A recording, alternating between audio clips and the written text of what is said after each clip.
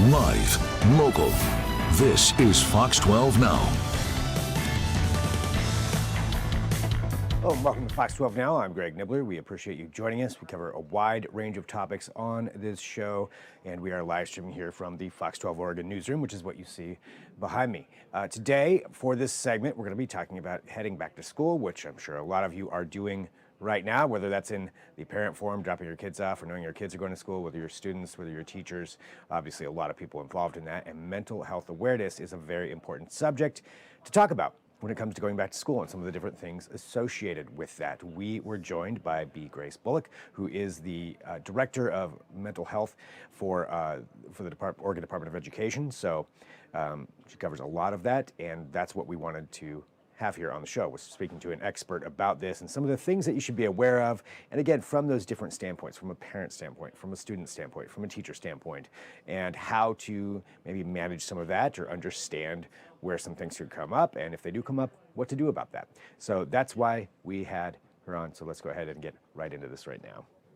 All right. Well, first off, thank you very much for joining us here today. I really appreciate your time. And obviously, this is an important subject for so many people who have kids going back to school, or even, the kids themselves, and then also talking about teachers. So really, it's an important subject for everyone. But I think, to start off with everyone returning, why is it so important to really focus on and be aware of mental health, wellness, and well-being as these students are heading back into school? Yeah, thanks for having me. That's a great question. And we know from years of experience and research that mental health and health are really cornerstones of education. And in order for students to learn and teachers to teach, it's really important that we create spaces for well-being and belonging, and we make sure that we are attending to basic health and mental health needs. And that could be things like food, exercise, and making sure that we're creating spaces where students feel as though they're being cared for, they're connecting with each other, they're connecting with the adults in their lives and in their school buildings, and we're creating the conditions for them to succeed. And what are some of those, you mentioned a couple in there, some of those stress points that can really cause, concern or issues or wellness issues when it comes to students? I think anytime, whether you're a student or you're an adult, you're faced with changes. So changes in routine, changes just in your daily lives. You're confronted with something new. So, students going back into the classroom, they usually have new teachers, new classrooms, new fellow students. They get a whole assortment of books and assignments, and it's a big transition coming off of the joys and a little less fewer demands of summer. So it's perfectly understandable that when you step back into a space where there are a lot of new things and unknowns, that some kids and some adults find it really exciting and it's very energizing. And some of us, and I would include myself in that category, all of those uncertainties and those unknowns can fuel a little bit of worry and have us feeling a little bit more stressed than we might normally feel. And that's all part of being human. Yeah, 100%. I get that same way as well. Something brand new, something different, something changing, even if it is exciting, can still be very stressful and can certainly cause some concerns and issues. So looking at this, as these kids are heading back, and obviously, I'm sure different grade levels, different people, just like everything's different, it can come out in different ways. But what are some ways that parents can kind of monitor or be aware of some of the issues that their kids may be having, or even just to recognize some of those symptoms or signs? Yeah, that's a great question. I think that first and foremost, the number one thing that parents can do to the best of their ability, I know we're all busy, is make sure that you create time and space for your students, your teenagers, your little ones, just to talk about what they're going through. And that could be taking a walk or in the car, just hanging out and asking, yeah, how are you doing? How are you feeling? Making time and space for regular meals. I think predictability is really, really important. But in terms of what to be paying attention to, I would say for, youth and teens of most ages, things like changes in sleeping patterns, changes in energy level, changes in diet. A particular, I think, obvious symptom is if if your student has activities and things that they really enjoy, if they have other friends that they like to hang out with, and they start not wanting to do the things that they typically really find a lot of joy and pleasure in, that would be a sign that something a little bit more concerning might be going on. And so if you notice one of those signs, then as you mentioned, so it's as simple as communication, asking them how they're doing, and I mean, what if the child may be a little bit apprehensive to respond to something like that? Yeah, I think that particularly depending upon the age, some kids will be more willing to talk than others.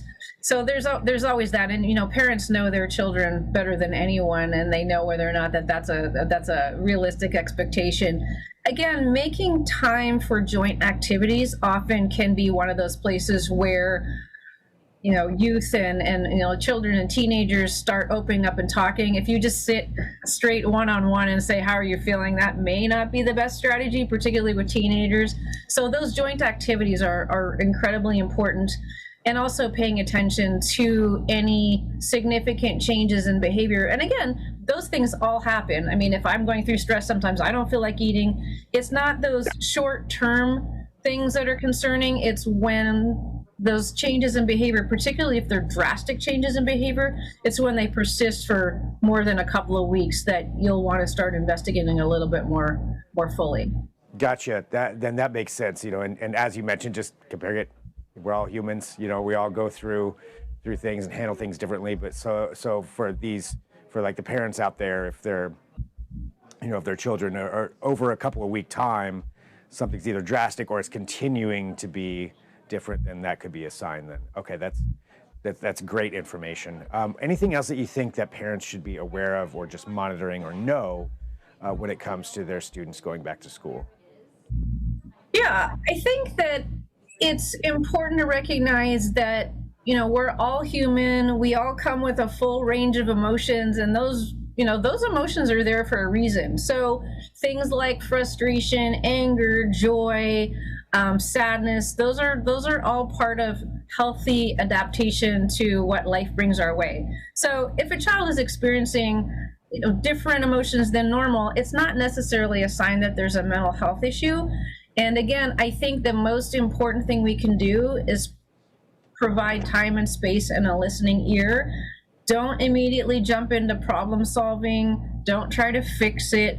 Often, one of the things that creates the most difficult response to stress is feeling as though you're hopeless and you're powerless. And a lot of times, children and adolescents feel like all of this stuff is happening to them, especially, they're going back to school, there are all these demands being placed on them. So it's important to sit with your student and see what kind of solutions that they can come up with, because the more that they feel empowered to come up with those solutions with you, the less they feel like things are being put upon them, and the more they feel like they're part of the solution. And that can go a long way to just alleviating those stresses and those worries. And I think, since you're saying that, part of learning as well, and then being able to handle maybe the next time there's a stressful situation, understanding, well, I went through this, I made it through that, I learned how to empower myself. So applying that life lesson going forward, that's great. For the students out there who are returning, and for maybe this is something that if some of them are watching right now, what is important for them to understand and to know as they're going through these processes, these changes in life, and these sometimes stressful situations? Yeah, what I would love students to know is that it is okay to feel what you feel. Your feelings are perfectly valid. If you are not responding with great excitement and enthusiasm to going back to school, that is a perfectly understandable response to a big change in your life. It's important if you feel comfortable to find a trusted adult. It could be your parent, it could be someone at school, it could be your guidance counselor, your teacher. But if you're feeling stuck, it's really important to find someone that you can talk to and find someone that you trust. And I would also say, to your point, when we're a little bit more mature, we have years and years of realizing that it may look really, really bad and really, really awful, and we get through it, and we learn over time that we're stronger than we think. And I would say to the students out there, you are stronger than you think. You have got this. Yeah, and feel the feelings. They're perfectly fine, and you'll get through the other side and realize that you've got it. Yeah, I mean, I can certainly say I can't even tell how many times I stressed out about things going through school, which at the time, very, very big deal, and then to get through it, it's like, oh, okay, I know how to handle that now. Yeah, the great quote about, and I forget, I think it was Winston Churchill, but the quote is something to the effect of, all the things that you worried about that you thought were going to be big, huge events in your life, most of them never happened, and so a lot of that worry, if we can tame those those mental worry monkeys in our brains, a lot of the stuff we worry about never occurs. So it's going to be okay. Definitely. Well, thank you very much for joining us here to talk about this too. And I think, my final question would be for anybody who does need to reach out, maybe for like outside help, or if they're looking for something, something bigger that's going on or more concerns, what's a good resource for them to go to turn to? Yeah, in terms of, back to school and school guidance, if you go to the Oregon Department of Education's website, there's a green box on the right-hand side. It says mental health, and you can click on that, go to the mental health web pages, and there's a lot of guidance and resources there for youth and parents. But if you're a parent or a caregiver and you have concerns, definitely reach out and talk to your family doctor, your pediatrician. Sometimes these things may be caused by some kind of physical or medical issue that you don't know about that could be causing the changes in behavior. So definitely reach out to your doctor, and if you have trusted friends or people you can talk to, don't hesitate to ask. And if it's something that's going on where your child is concerned about school, reach out to their teacher or someone in the school building and let them know. We have a tool on our website. It's called a Handle with Care tool. And we encourage parents, if they're, if their child's struggling, just to send this little slip of paper that says Handle with Care, so that the people in the school building know that this kiddo might just need a little extra support. That's great. All it comes down to, it sounds like, a lot of it's just communication, maintaining. Absolutely. Well, thank you very much for being here with us. I appreciate it. I think this is very helpful for a lot of people out there just to understand, some of this is just natural part of life, and but getting through it together is really important. So thank you very much for being here on Fox 12 Now. Absolutely. Thanks for having me. All right. So again, feel free to share these segments. So wherever it is that you're watching me right now, if you're watching the Fox 12 Oregon app, that's great. You can share this from KPTV.com or the Fox 12 Now tab, or on our YouTube channel, Fox 12 Oregon on YouTube. So plenty of places to find that, and all the other segments and coverage that we have here. We have lots of things about going back to school and all the different facets and aspects of that, and you can check all those out on the aforementioned places that I just said. So good things right there. Feel free to send us an email, fox12now@kptv.com as well. If you have any questions, maybe we can answer them. Maybe we can refer you to someone who could answer them.